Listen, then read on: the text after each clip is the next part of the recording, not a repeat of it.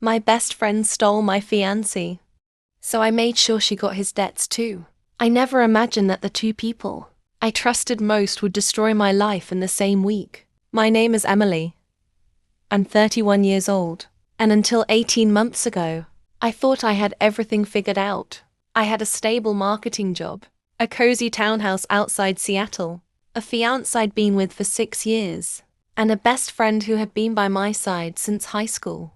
At least, that's what I believed. My fiancé, Daniel, was charming in the way that made everyone immediately like him. He remembered birthdays, helped neighbors carry groceries, and always knew exactly what to say. My best friend Rachel was the complete opposite.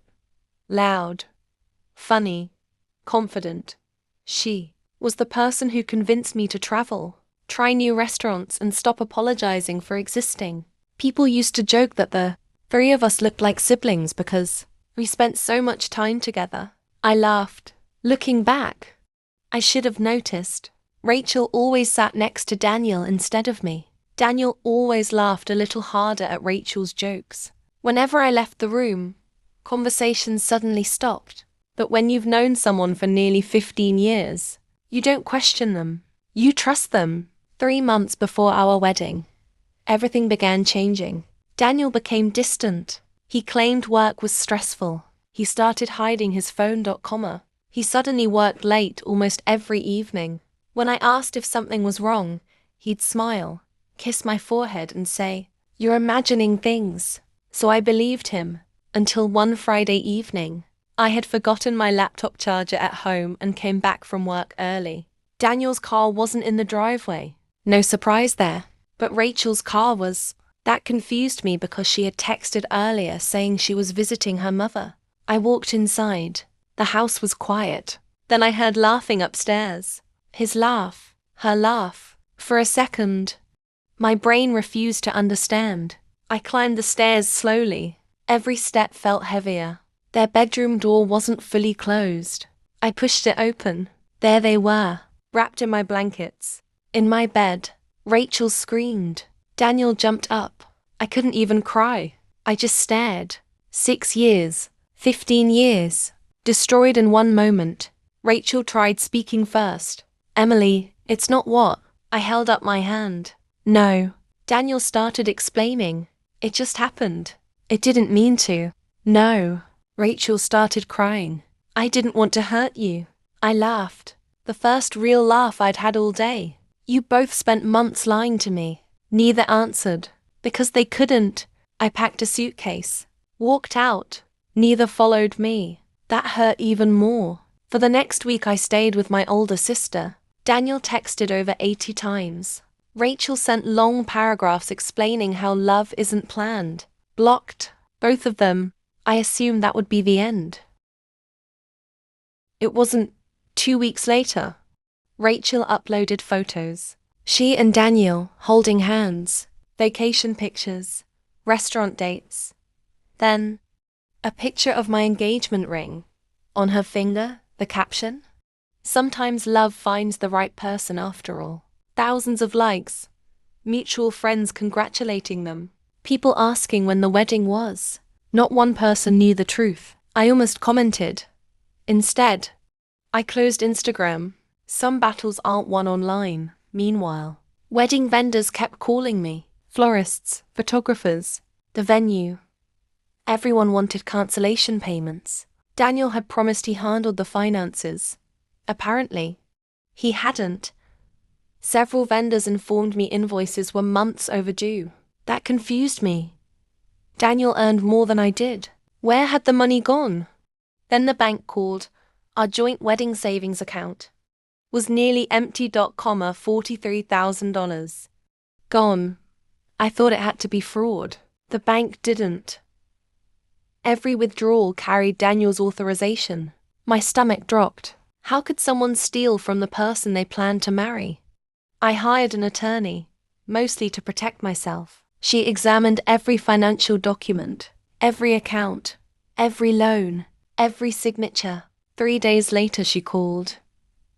"Emily, I think there's much more here." Apparently Daniel hadn't just emptied our savings. He had borrowed money.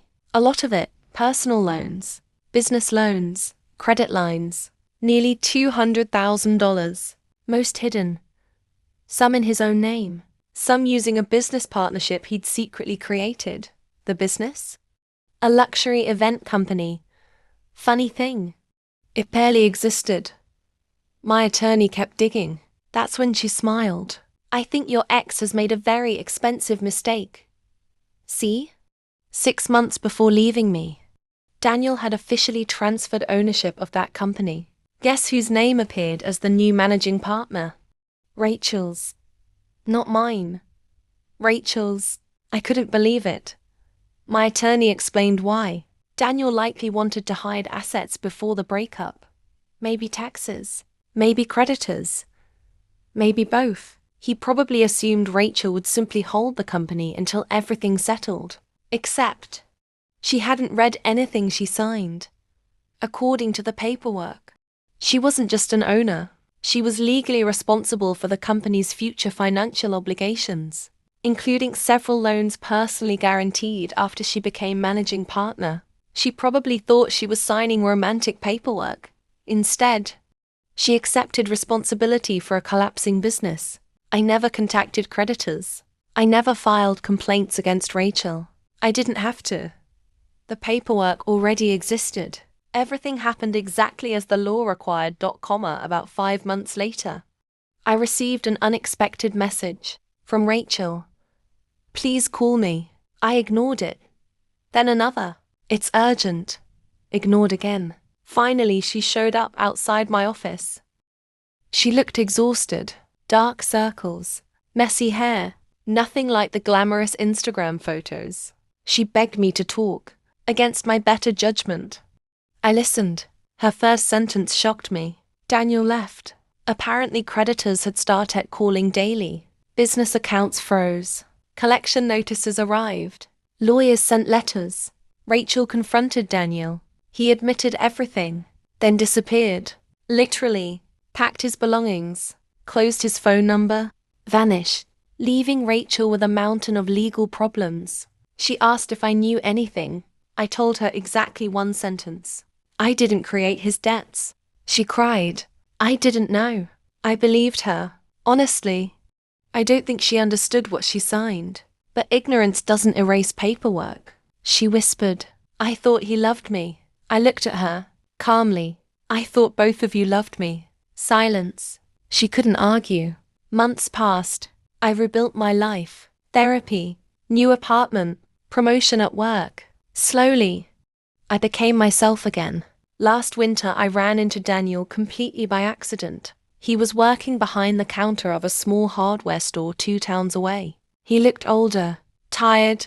He recognized me instantly. We spoke for less than 2 minutes. He apologized, said everything spiraled out of control. Said he never intended for Rachel to become responsible. Then he admitted something that changed everything. I always thought you'd forgive me. That sentence explained the entire relationship. He never loved me enough to stay faithful. He simply believed I'd always clean up after him. But this time, I didn't. A month later, I heard Rachel had declared personal bankruptcy. Daniel was still fighting lawsuits from lenders. The luxury company was dissolved. Every fake success they'd posted online disappeared. Every vacation photo, every smiling selfie, gone. Sometimes people ask if I feel guilty. No, because revenge isn't what happened. I never exposed them. I never lied. I never manipulated anyone. I simply stepped aside and let them inherit the consequences of the life they built together. The biggest twist wasn't that my best friend stole my fiancé. It was that she unknowingly stole every secret he had been hiding too. And in the end, she didn't just take my future, she inherited his past.